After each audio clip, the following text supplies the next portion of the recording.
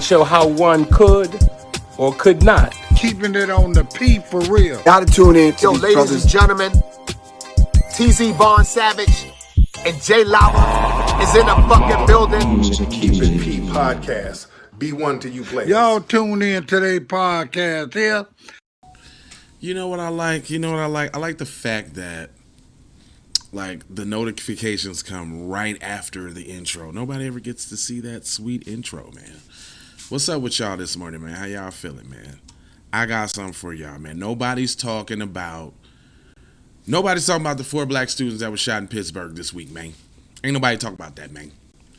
It says America's most famous mass shooting this week was Monday's killing of 3 students and wounding of 5 others at Michigan State, another in the country's long, bloody, and unnecessary history of mass murders with high-powered guns. The Michigan State murders were tragic, nevertheless, and enraging, but depending upon which of the very definitions of mass shootings you follow, it was the only one in the past few days. It wasn't even the only one at a school. On Tuesday, 4 students were shot and left Westinghouse Academy, a high school in Pittsburgh, Homewood neighborhood at the end of the day. All 4 survived and are expected to recover. No suspect or motive have been named, and the remainder of the Westinghouse schools have been on remote learning for a week since. I tell you up front about my personal connection to Westinghouse. I graduated. I don't care about your personal connection. Okay, we're going to skip that. But I'm guessing right. Unless you live in Pittsburgh, you were today years old the first time you heard about the particular episode. I'll venture another guess that's what it is, because the gun violence and even at scale, happiness is poor. Black communities and the media and the politicians treat it differently than when it happens in middle class or wealthy ones. That's a brand generalization with notable exceptions. And Uvalde massacre, for example, happened in a majority Hispanic community where the median household is just above $46,000 a year. But the violence there, 21 dead, including 919 elementary students, the tale of gross incompetence by police made the story that was impossible regardless to whether it happened. It says the students shot Tuesday were exited Westinghouse in one of Pittsburgh's blackest, poorest, most violent neighborhoods, a stark distinction in the city where data has already spelled out racial inequalities, outcomes, and the lack of quality life near the bottom among American cities for black residents.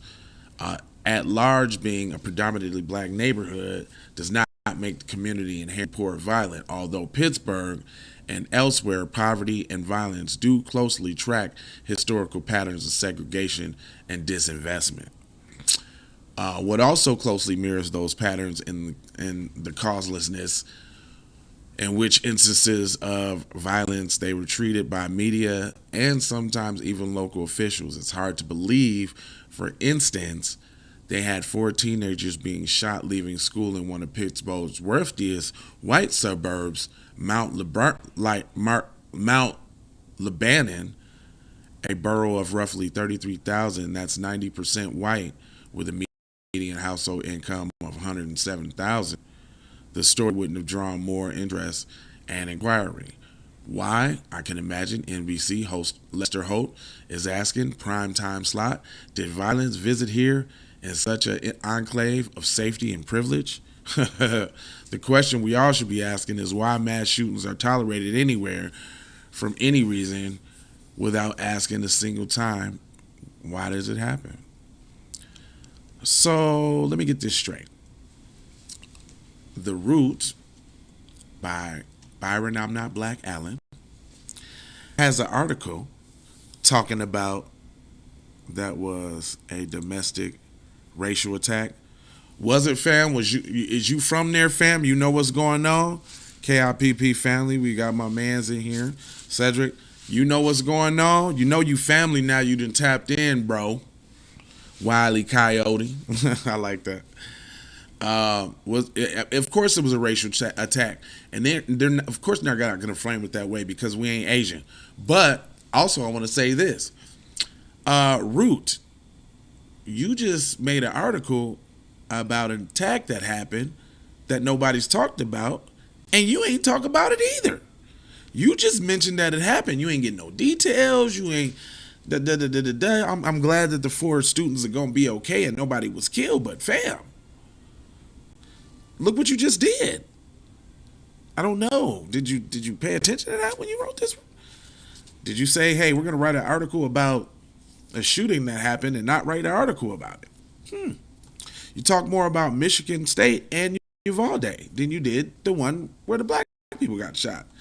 Now I'm not Black Allen in the Root. What's going on? Anyway, man, I ain't gonna hold you, but I'm gonna mold you, fold you, and scold you about being on code. Make sure that you care about black issues, because obviously ain't nobody else gonna do it. And that's that. And I got 4 words for you. Let me look you square in the eye, buddy. Okay? Square in the eye. It says love. It's got the peace. We got the blessings. And we got the maloha. And I'm out the doha for sure, hot cuz. You already know hot cuz. You know what I'm saying, cuz? I'm not a Crip, by the way. I just like saying cuz. Cuz it rolls off the tongue so great. All right, y'all. Yee. Peace. Sandra Blackwood for Hot Lava Music TV. First off, let's get this straight. I only want a boss. And I like to see a boss and boss shit. Where can you get boss shit, you ask? Well, dig this player. Boss 3NT Clothing got that drip for you and your missus. Now first, go follow at Boss 3NT Clothing on IG to see more real boss shit. And second, please log on to boss3ntclothing.com. That's boss3ntclothing.com. We need to go out here and say exactly what we want. And we got to say it with our chest. And we kind of start pussyfooting around, and we got to stop being scared to say exactly what we want, what we need.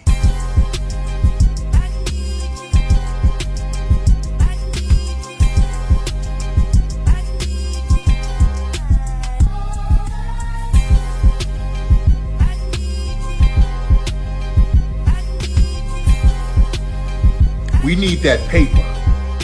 Say it with your chest. Damn all that. We need justice. We need y'all to love us. No. We don't need that paper. We need reparations in the form of a check. Let's stop being afraid to say it.